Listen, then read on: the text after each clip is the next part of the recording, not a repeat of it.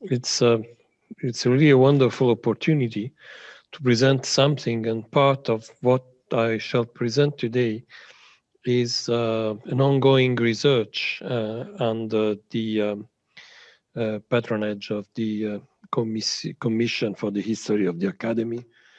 To understand the activity of the Accademia dei Lincei in the 20th century and its place in the Italian national identity, to understand the activity of the Accademia dei Lincei and its place in the Italian national identity, as I was saying, we need to know the origin of its name. Its founder was the Prince Federico Cesi, chose this name to emphasize the importance of observation affirmed by the scientific revolution which was taking place in the 17th century. The word linceo comes from the lynx. The lynx is an animal with sharp sight and who is capable of subtle hunting strategies. So this is a direct reference to how Cesi intended science and research. The history of the Lincei dates back to the early 17th century, and it was the academy where Galileo Galilei belonged. Galileo is an iconic character of the scientific revolution in Italy. The Accademia dei Lincei was therefore an ideal candidate to gather the Italian cultural elite under a banner of indisputable symbolic value, which doesn't mean that it was an obvious choice. It was a rather complicated one. Before 1861, which is to say before the Kingdom of Italy came into existence, the Italian peninsula was divided in different states, regional states, each one with its own organizational framework of universities and academies. The issue of creating a national academy arose as early as 1860, but did not immediately meet a solution. However, when Rome joined the Kingdom of Italy in 1870 and became its capital in February 1871, the existence in Rome of an academy under the name of the Lincei created the opportunity to definitely deal with that issue, as in science, disciplinary and national traditions, styles and symbols are definitely relevant. In 1870, in fact, there were 3 different academies in Rome: the Pontifical Accademia dei Nuovi Lincei, the Royal Accademia dei Lincei, and the Italian Society of Sciences, known as the Society of the 40, from the number of its members. These were the institutions, the 40 and the Royal Academy were the institutions competing to participate in the creation of the National Academy, whereas the Pontifical Academy had been created under the state of the Church. And so the other academies were the result of the division of the earlier Pontifical Academy, which split into parts.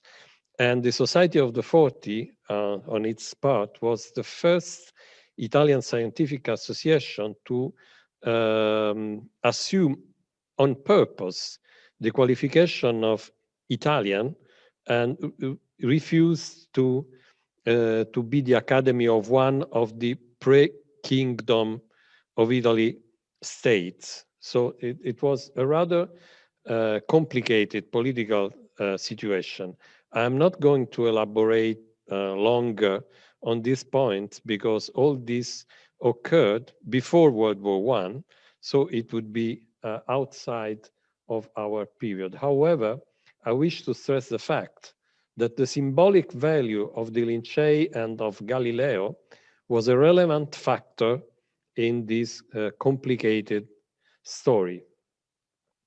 By the beginning of World War I, the Accademia dei Lincei had consolidated its role as the National Academy of the Kingdom and as a reference point for the country's cultural elite, as well as representing Italy in the international academic community. When the war began in August 1940, and then in 1914, Italy declared its neutrality. Neutrality was certainly a choice based on political calculation of the benefits to be gained by waiting for the war to end without taking sides with any of the belligerent parties. At the same time, it reflected the difficulties of the Italian cultural elite, given the ties they had with colleagues in both fields and the desire for cultural internationalism of the Belle Époque not to be crushed. The way Italy entered the war reflects this difficulty. In May 1915, it declared war on Austria-Hungary, which was a traditional enemy of Italian unity. So it was quite easy in front of the public opinion. But only in the summer of 1916, it declared war on Germany, because the relationship with Germany was, especially the intellectual relation with Germany, was more nuanced. And Italy only declared war on Germany after significant pressure from the allies of the Entente. When Italy went into the war, the national academies of the Entente sent messages resounding with military rhetoric, to which the Lincei responded half-heartedly, if I can say. However, after 1916, when war on Germany was declared, the majority of the members of the Academy drifted to cooperation in the nation's war effort.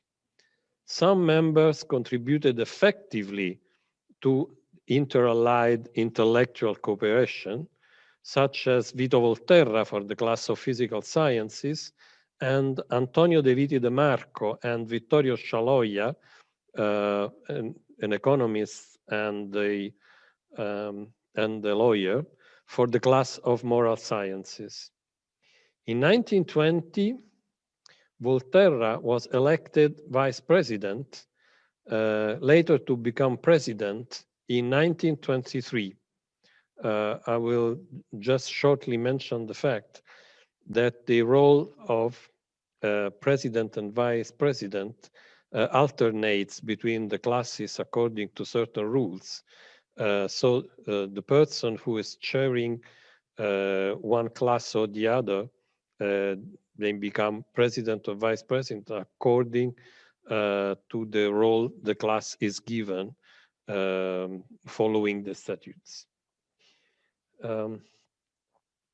The years when Volterra was first vice president, then president, were the years when fascist dictatorship was gradually established, and the Accademia dei Lincei had to deal with it.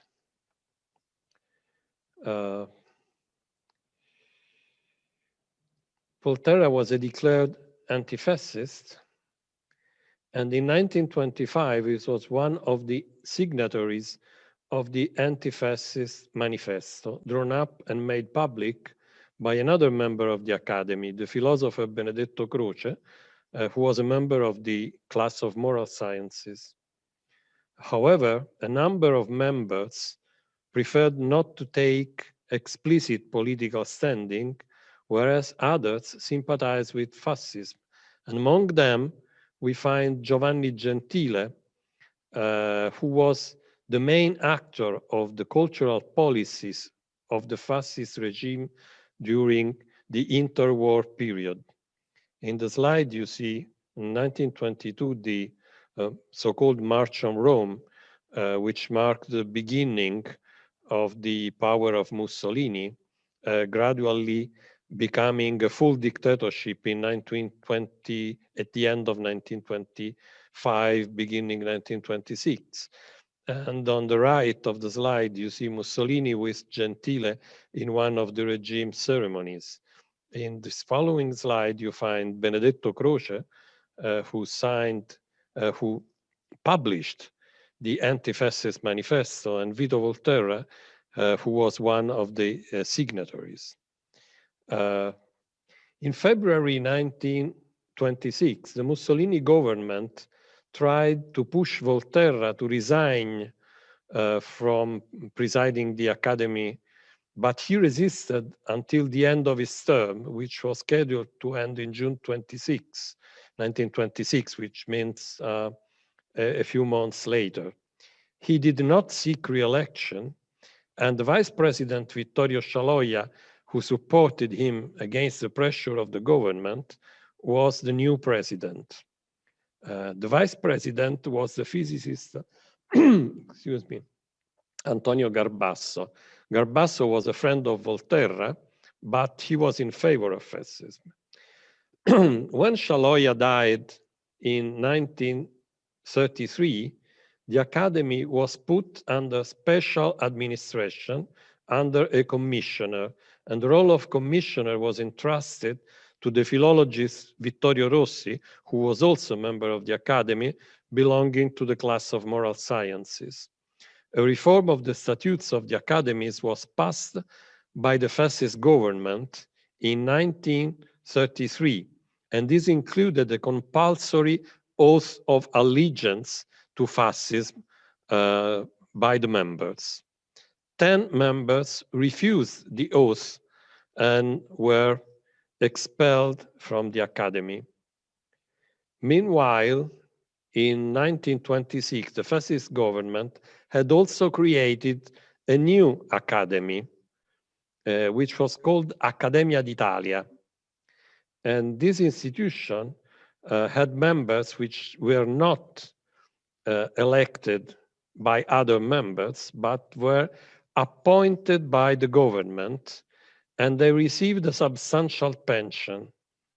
The first members were appointed, however, not in 1926, but in 1929. And in 1930, Guglielmo Marconi was appointed president of the Academy, and as he was already president of the National Research Council and also of another important institution, the Enciclopedia Italiana.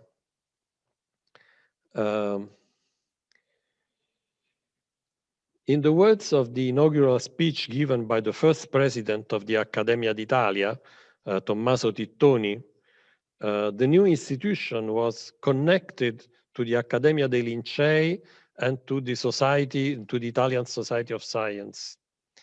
In fact, 3 Italian national academies were now again active in Rome, each one with members and mandates members, mandates, and missions partially different from one another. In addition, in Rome also existed the Pontifical Academy of the New Lincei, still going on from the times before the creation of the Kingdom of Italy. In 1929, after the Lateran Pacts between the fascist government and the Pope, the Pontifical Academy was reformed and became the Pontifical Academy of Sciences, thus settling the long-lasting dispute on the name of the Lincei that had existed between the Holy See and the Italian state. In 1938, 5 years after, because of the effect of the newly introduced anti-Jewish laws, the Jewish members were expelled from the Accademia dei Lincei. On the other hand, the Accademia d'Italia had no Jewish members because these were always excluded from appointment without declaring it in any legal provision. However, when the appointments were made, the name of the eligible Jewish scientists were marked by the President Marconi with a E, which in Italy might stand for Ebreo, Jewish, and so they were never appointed. In 1939, the Lincei were dissolved and were absorbed by the Accademia d'Italia, where the former Lincei members became aggregate members. It was a reverse merger, to use a business term, that found no opponents, and the name of the Lincei disappeared totally from the Italian academic landscape. With the fall of fascism, however, the Accademia dei Lincei was revived after a complex procedure of purge of the fascist members in 1944-1945. And it absorbed the assets of the Accademia d'Italia. These assets included substantial funding that the suppressed institution had received from the fascist government and from the Italian economic establishment. Among them, what you see in this slide is Palazzo Corsini, where I'm now, whence I'm now giving the presentation. You can see the library, the president's room, the former 18th century hall, the garden, and the showroom for paintings. And this is Villa Farnesina that the fascist government had given to the Accademia d'Italia as its location. This is a general view, and this is the famous loggia with paintings of the most important painters of the Italian Renaissance. This is a rear view of the Farnesina, and this is the fountain standing at the outside this loggia.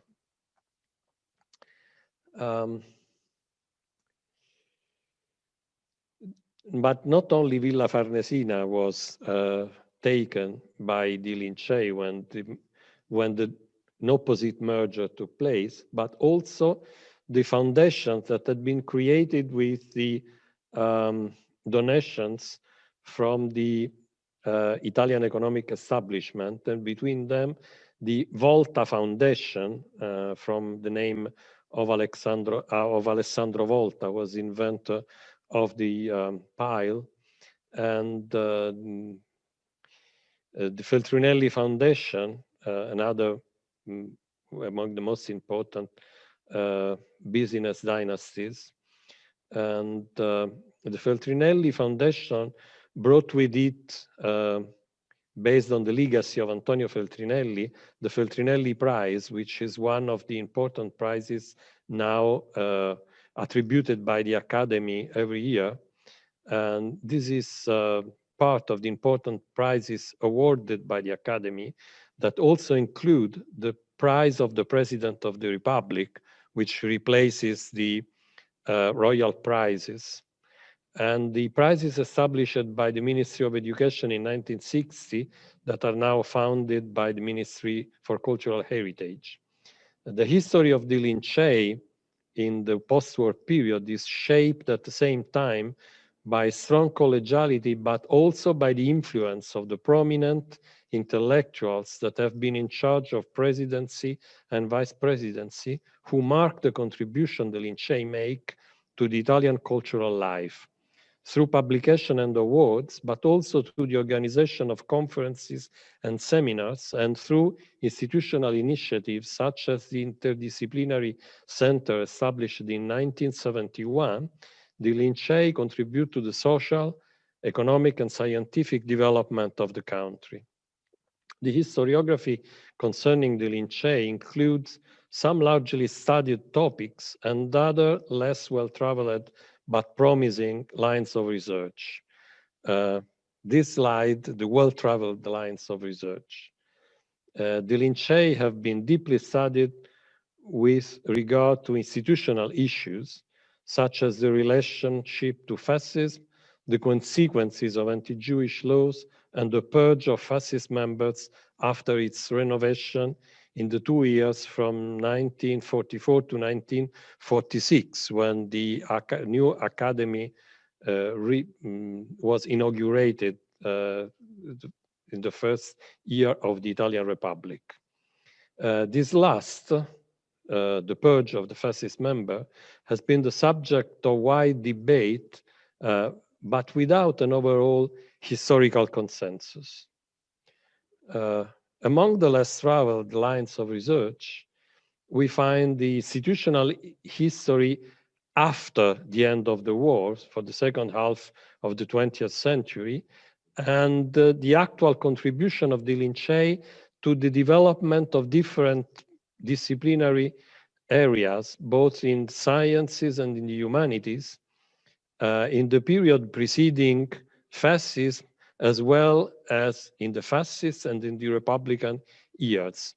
By the way, it is to be noted that the former Lincei members who became members of the Academy of Italy by aggregation did not stop to work when they became members of the Academy of Italy. So they kept giving important disciplinary contributions.